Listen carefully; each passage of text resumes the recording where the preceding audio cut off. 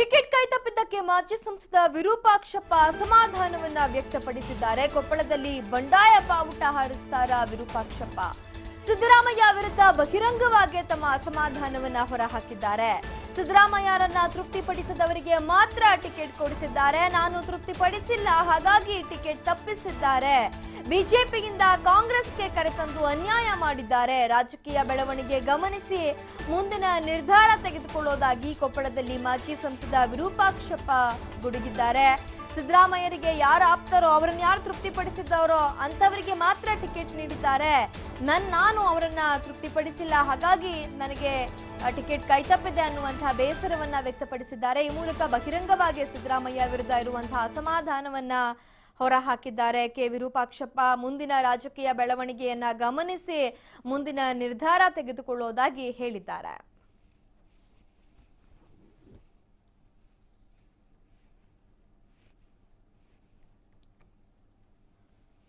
ಇನ್ನು ಈ ವಿಚಾರಕ್ಕೆ ಸಂಬಂಧಪಟ್ಟಂತೆ ಮಾಜಿ ಸಂಸದ ಕೆ ವಿರೂಪಾಕ್ಷಪ್ಪ ಅವರು ನಮ್ಮ ಪ್ರತಿನಿಧಿಯೊಂದಿಗೆ ದೂರವಾಣಿ ಮೂಲಕ ಮಾತುಕತೆ ನಡೆಸಿದ್ದಾರೆ. ಬನ್ನಿ ಅವರು ಏನು ಹೇಳಿದ್ದಾರೆ ಕೇಳೋಣ. Hello hello sir. ಹಾ, ಅದೇ ತಮಗೆ ಟಿಕೆಟ್ ಕೊಡ್ತೇನೆ ಅಂತ ಕರ್ಕೊಂಬಂದ್ರಿ ಸರ್? ಇಲ್ಲ, ನನಗೆ ಯಾರು ಟಿಕೆಟ್ ಕೊಡ್ತಂತ ಕರ್ಕೊಂಡು ಬಂದಿಲ್ಲ. ಹಾಂ ಸರ್. ನನಗೆ ಯಾರು ಭರವಸೆ ಕೊಟ್ಟಿಲ್ಲ, ನಾನು ಯಾರಿಂದ ಭರವಸೆನೂ ತಗೊಂಡಿಲ್ಲ. ಹಾಂ ಸರ್. ನನಗೆ ಅಲ್ಲಿ ಅನ್ಯಾಯ ಆಯ್ತು ಅಂತ ಹೇಳಿದ್ರೆ ಇವ್ರು ಬಾ ಅಂತಂದ್ರು, ಹೋದೆ ಎಲೆಕ್ಷನ್ ಪೀರಿಯಡ್ನಲ್ಲಿ ಅಷ್ಟೇ. ಹಾಂ ಸರ್. ಅಲ್ಲ ಇಲ್ಲಿಯೂ ಅನ್ಯಾಯ ಆಗಿದೆ ಸರ್ ತಮಗೆ? ಹಾ, ಇಲ್ಲಿನೂ ಅನ್ಯಾಯ ಆಗಿದೆ ಅಂತ ಹೇಳ್ತಾರಾ ಸರ್? ಹೌದು ಹೌದು ಹೌದು, ಅನ್ಯಾಯ ಆಗಿದೆ. ಮತ್ತೆ ಅನ್ಯಾಯ ಆಗಿಲ್ವಾ? ಹಾಂ ಸರ್. ಅಲ್ಲ ಮುಂದಿನ ನಿರ್ಧಾರ ಸರ್ ತಮ್ಮದು ಏನಾದರೂ? ನೋಡೋಣ, ಕಾರ್ಯಕರ್ತರು ಮೀಟಿಂಗ್ ಕರಿತೇವೆ, ಕಾರ್ಯಕರ್ತರು ಏನು ತೀರ್ಮಾನ ತಗೊಳ್ತಾರೆ ಮುಂದೆ ನೋಡ ಅನುಕೂಲ ಒಳ್ಳೆ ತೀರ್ಮಾನಗಳ ತಗೊಳ್ಳಂತ ಪ್ರಯತ್ನ ಮಾಡ್ತೇವೆ. ಅಲ್ಲ ಸರ್, ತಾವು ಕೂಡ ಈ ಕ್ಷೇತ್ರದಲ್ಲಿ ಕೊಪ್ಪಳ ಕ್ಷೇತ್ರದಲ್ಲಿ MP ಆಗಿದ್ದವರು, ತಾವು ಹಿರಿಯ ನಾಯಕರು ಕೂಡ, ಆಮೇಲೆ ಪ್ರಬಲ ಕುರುಬ ಸಮುದಾಯದ ಮುಖಂಡರು ಕೂಡ ಸಹ ಹೌದು. ಸಿದ್ದರಾಮಯ್ಯ ಅವರು ಮತ್ತೆ ಯಾಕೆ ಈ ರೀತಿ ಮಾಡಿದ್ರು? ಸಿದ್ದರಾಮಯ್ಯನ ಕೇಳ್ಬೇಕ್ರಿ, ನನ್ನ ಕೇಳಿದ್ರೆ ನಾನೇನು ಹೇಳಬಲ್ಲೆ? ನಾನು ಆತಗೆ ಇಷ್ಟ ಇಲ್ಲಪ್ಪ, ನಾನು ಆತನ ತೃಪ್ತಿ ಪಡಿಸಕ್ ಆಗಿಲ್ಲ ಸಿದ್ದರಾಮಯ್ಯನ. ಹಾಂ ಸರ್. ಅವ್ರು ಅದ್ರಾಗ ತೃಪ್ತಿ ಪಡಿಸಿರ ಟಿಕೆಟ್ ತಗೊಂಡಿರ್ಬೇಕು. ನನ್ನಿಂದ ಆಗ್ಲಾರದನ್ನು ನಾನು ಹೆಂಗೆ ಆತನಿಂದ ನಿರೀಕ್ಷೆ ಮಾಡೋಕ್ಕಾಗತ್ತೆ? ಅಲ್ಲ, ಯಾವ ರೀತಿ ತೃಪ್ತಿ ಸರ್ ಅವ್ರಿಗೆ? ಅದು ಅವ್ರಿಗೆ ಗೊತ್ತು, ಅವ್ರಿಗೆ ಗೊತ್ತು. ನನ್ನಿಂದಂತೂ ಆತನ ಮನಸ್ಸು ಸಮಾಧಾನ ಮಾಡೋದಾಗಿಲ್ಲ. ನನ್ನ ದ್ವೇಷ ಭಾವನೆಯಿಂದ ಆತನಿಗೆ ಟಿಕೆಟ್ ಕಟ್ಟು ಮಾಡಿರ್ಬೋದು ಅಂತ ನನಗೆ ಅನಿಸ್ತಿತ್ತು. ಅಲ್ಲ, ಅಸಮಾಧಾನ ಇದೆ ಸರ್ ತಮಗೆ ಹಂಗಾರಿ ಇವಾಗ? ಆಗ ನನಗೀಗ ನಾನೇನು ಮುಂದೆ ಇನ್ನೊಂದು 20 ವರ್ಷ ರಾಜಕೀಯ ಮಾಡೋ ವಯಸ್ಸಲ್ಲ, ಹೌದಾ? ಇನ್ನೊಂದು 5 ವರ್ಷ 10 ವರ್ಷ ರಾಜಕೀಯ ಮಾಡೋದು. ಹಾಂ ಸರ್. ನಾನೇನು ಸ್ವಂತಕ್ಕೆ ರಾಜಕೀಯ ಮಾಡಿ ಏನಾದ್ರು ಅಧಿಕಾರ ಅಂತಸ್ತು ಆಸ್ತಿ ಗಳಿಸ್ಬೇಕು ಅಂತ ಇಲ್ಲ. ಹಾಂ ಸರ್. ಇಡೀ ನನ್ನ ಜೀವನ ಸಾರ್ವಜನಿಕ ಜೀವನ ಜನರ ಮಧ್ಯದಲ್ಲಿ ಕಳೆದಿರ್ತಕ್ಕಂಥವನು, ಜನರ ಕಷ್ಟ ಸುಖದಲ್ಲಿ ಭಾಗಿಯಾಗಿ ಕಳೆದಿರ್ತಕ್ಕಂಥವನು. ಹಾಂ ಸರ್. ಅದರಿಂದ ಜನರಿಗೆ ಒಳ್ಳೇದಾಗುತ್ತೆ ಅನ್ನೋದಾದ್ರೆ ಅಧಿಕಾರ ಸಿಗಲಿ ಅಂತ ಅನ್ನೋದು ಅಷ್ಟೇ, ಬಿಟ್ಟರೆ ನನಗೇನು ಅಧಿಕಾರ ಅನುಭವಿಸಿ ಸುಖ ಪಡ್ಬೇಕು ಅಂತೇನಿಲ್ಲ. ಅಲ್ಲ, ಈ ಸದ್ಯಕ್ಕೆ ಟಿಕೆಟ್ ಕೈ ತಪ್ಪಿದ್ರಿಂದ ಅಸಮಾಧಾನ ಇದೆ ಸರ್ ತಮಗೇನಾದರೂ? ಇದೇ ಅಸಮಾಧಾನ ಸಹಜ ಇರ್ತದೆ, ಅಸಮಾಧಾನ ಇರಬಾರ್ದು. ಅಲ್ಲ, ಇದು ಈಗಿನ ಅಭ್ಯರ್ಥಿಗೆ ಇದಾಗ್ಬೋದು ಸರ್, ಏನಾದರೂ ಎಫೆಕ್ಟ್ ಆಗ್ಬೋದಾ ನಿಮ್ಮ ಟಿಕೆಟ್? ಅದೇ ಹಂಗೆ ಹೇಳಕ್ ನಾನಾಗುತ್ತೆ. ನನ್ನ ಮಾತೇನು ಇಡೀ ಕ್ಷೇತ್ರದ ಜನ ನನ್ನ ಮಾತು ಕೇಳ್ತಾರಾ? ನನ್ನ ತೀರ್ಮಾನದಲ್ಲಿ ನಡೀತಾ? ನಾನು ಇನ್ನೂ ಪಕ್ಷ ಬಿಟ್ಟಿಲ್ಲ, ಪಕ್ಷದಾಗ ಇದ್ದೀನಿ. ಹಾಂ ಸರ್. ಹೌದಾ? ಹಾಂ ಸರ್. ಪಕ್ಷ ಬಿಟ್ಟಾಗ ಆ ಪ್ರಶ್ನೆ ಬರುತ್ತೆ.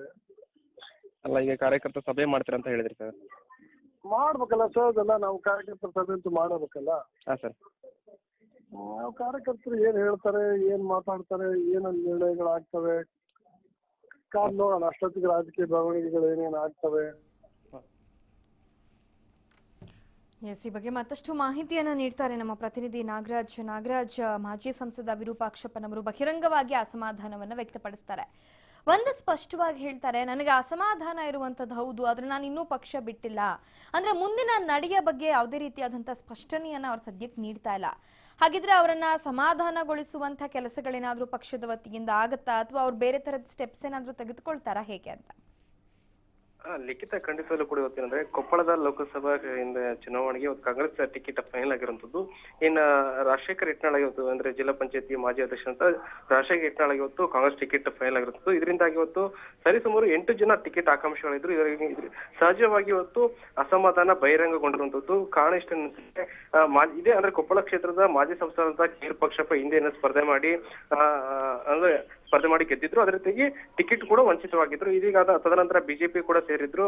ಆದ್ರೆ ಕಳೆದ ಬಾರಿ ವಿಧಾನಸಭಾ ಚುನಾವಣೆಯಲ್ಲಿ ಬಿಜೆಪಿ ತೊರೆದು ಕಾಂಗ್ರೆಸ್ಗೆ ಬಂದಿದ್ರು. ಅಂದ್ರೆ ಒಂದು ಕಂಡೀಷನ್ ಆಗಿದ್ರೆ ಪ್ರಬಲ ಕುರುಬ ಸಮುದಾಯದ ಮುಖಂಡರಾಗಿದ್ದಂತ ಕೇರ್ ಪಕ್ಷಪ್ಪ ಮಾಜಿ ಸಂಸದರಾಗಿದ್ರು. ಅದಕ್ಕೆ ತುಂಬಾ ವರ್ಚಸ್ ಇದೆ ಕೊಪ್ಪಳ ಕ್ಷೇತ್ರದಲ್ಲಿ. ಈ ಕಾರಣಕ್ಕಾಗಿ ಅವರು ಕಾಂಗ್ರೆಸ್ ಸಿದ್ದರಾಮಯ್ಯ ಅವರು ಕಾಂಗ್ರೆಸ್ಗೆ ಕರ್ಕೊಂಡ್ಬರಲು ಯಶಸ್ವಿಯಾಗಿದ್ರು.